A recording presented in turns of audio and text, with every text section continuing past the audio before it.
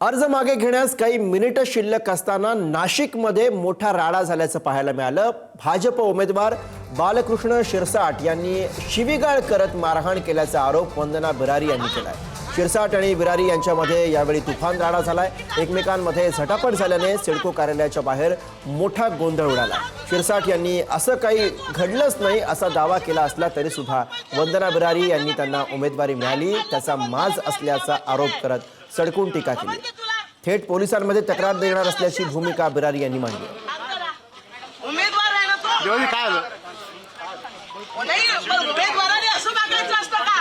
आणि बीजेपीचा ना संस्काराचा विकास संस्काराचा पत्ता नको आणि पैसा दुसऱ्याला वाद देण्याची नाही।